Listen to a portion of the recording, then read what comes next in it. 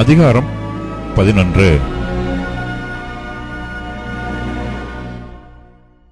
பின்பு ஜனங்கள் முறையிட்டுக் கொண்டிருந்தார்கள்.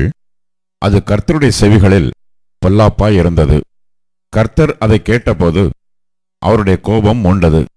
கர்த்தருடைய அக்கினி அவர்களுக்குள்ளே பற்றி எரிந்து பாளையத்தின் கடைசியில் இருந்த சிலரை பட்சித்தது. அப்பொழுது ஜனங்கள் மோசேயை நோக்கி கூப்பிட்டார்கள். மோசே கர்த்தரை நோக்கி விண்ணப்பம் பண்ணினான். உடனே அக்கினி அவிந்து போயிற்று. கர்த்தருடைய அக்கினி அவர்களுக்குள்ளே பற்றி எரிந்ததினால் அவ்விடத்துக்கு தபேரா என்று பெயரிட்டான்.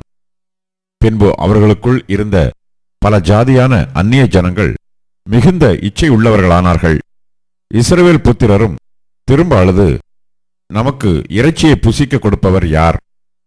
நாம் எகிப்திலே கிரயமில்லாமல் சாப்பிட்ட மச்சங்களையும் வெள்ளரிக்காய்களையும் கொம்மட்டிக்காய்களையும் கீரைகளையும் வெண்காயங்களையும் வெள்ளைப்பூண்டுகளையும் நினைக்கிறோம். இப்பொழுது நம்முடைய உள்ளம் வாடிப்போகிறது. இந்த மன்னாவை தவிர நம்முடைய கண்களுக்கு முன்பாக வேறொன்றும் இல்லையே என்று சொன்னார்கள். அந்த மன்னா கொத்துமல்லி விதை எம்மாத்திரமும் அதன் நிறம் முத்து போலவும் இருந்தது. ஜனங்கள் போய் அதை பொறுக்கிக் கொண்டு வந்து இயந்திரங்களில் அரைத்தாவது உரல்களில் இடித்தாவது பானைகளில் சமைப்பார்கள்.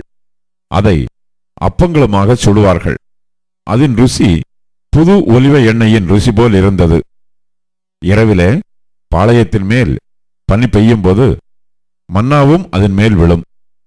அந்தந்த வம்சங்களைச் சேர்ந்த ஜனங்கள் தங்கள் தங்கள் கூடார வாசலில் நின்று அழுகிறதை மோசே கேட்டான். கர்த்தருக்கு மிகவும் கோபம் மூண்டது. மோசேயின் பார்வைக்கும் அது பொல்லாப்பாய் இருந்தது. அப்பொழுது மோசே கர்த்தரை நோக்கி, நீர் இந்த ஜனங்கள் எல்லாருடைய பாரத்தையும் என்மேல் சுமத்தினதினால் உமது அடியானுக்கு உபத்திரவம் வரப்பண்ணினதென்ன? உம்முடைய கண்களில் எனக்கு கிருபை கிடையாதே போனதென்ன? இவர்களுடைய பிதாக்களுக்கு நான் ஆணையிட்டு கொடுத்த தேசத்துக்கு நீ இவர்களை முலையுண்கிற பாலகனை தகப்பன் சுமந்து கொண்டு போவது போல உன் மார்பிலே அணைத்து கொண்டு போ என்று நீர் என்னோடே சொல்லும்படி இந்த ஜனங்களையெல்லாம் கற்பம் தரித்தேனோ? இவர்களை பெற்றது நானோ? இந்த ஜனங்கள் எல்லாருக்கும் கொடுக்கிறதற்கு எனக்கு இறைச்சி எங்கே இருந்து வரும்? எனக்கு இறைச்சி கொடு என்று என்னை பார்த்து அழுகிறார்களே. இந்த ஜனங்கள் எல்லாரையும் நான் ஒருவனாய் தாங்கக்கூடாது. எனக்கு இது மிஞ்சின பாரமாய் இருக்கிறது. உம்முடைய கண்களிலே எனக்கு கிருபை கிடைத்ததானால் இப்படி எனக்கு செய்யாமல் என் உபத்திரவத்தை நான் காணாதபடிக்கு இப்பொழுதே என்னை கொன்றுபோடும் என்று வேண்டிக் கொண்டான். அப்பொழுது கர்த்தர் மோசேயை நோக்கி, இஸ்ரவேல் ஜனங்களுக்கு மூப்பரும் தலைவருமானவர்கள் இன்னார் என்று நீ அறிந்திருக்கிறாயே.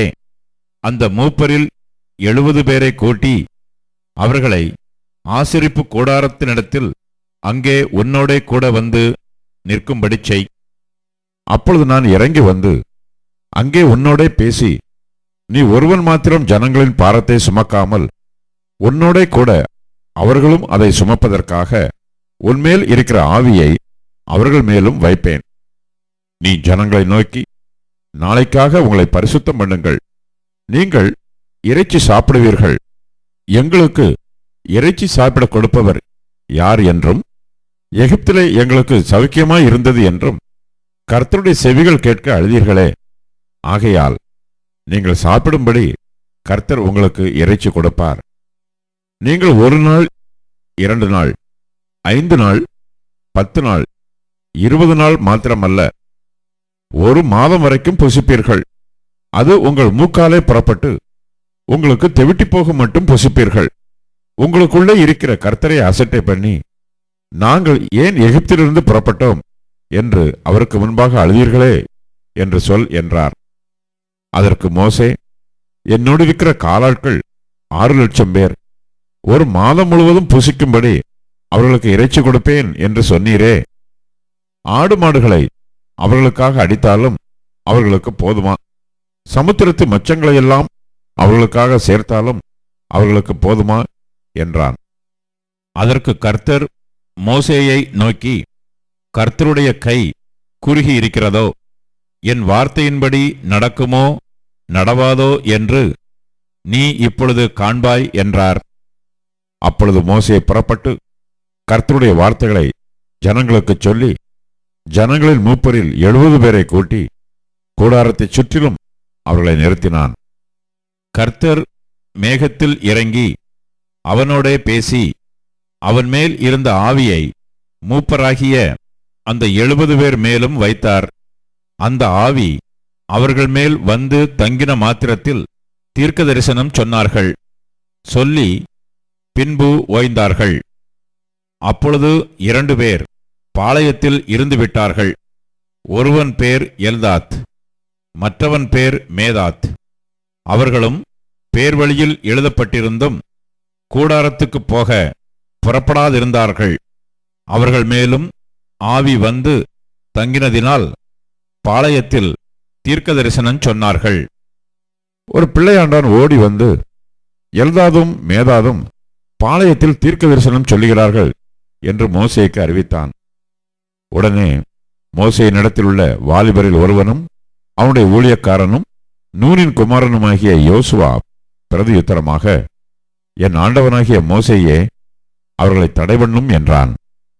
அதற்கு மோசே, நீ எனக்காக வைராக்கியம் காண்பிக்கிறாயோ? கர்த்தருடைய ஜனங்கள் எல்லாரும் தீர்க்க தரிசனம் சொல்லத்தக்கதாக கர்த்தர் தம்முடைய ஆவியை அவர்கள் மேல் இறங்க பண்ணினால் நலமாயிருக்குமே என்றான். பின்பு மோசேயும் இஸ்ரவேலின் மூப்பரும் பாளையத்திலே வந்து சேர்ந்தார்கள். அப்பொழுது கர்த்தரிடத்திலிருந்து புறப்பட்ட ஒரு காற்று சமுத்திரத்திலிருந்து காடைகளை அடித்துக் கொண்டு வந்து பாளையத்திலும் பாளையத்தைச் சுற்றிலும் இந்த பக்கம் ஒரு நாள் பிரயாணம் மட்டும் அந்த பக்கம் ஒரு நாள் பிரயாணம் மட்டும் தரையின் மேல் 2 முழ உயரம் விழுந்து கிடக்கச் செய்தது.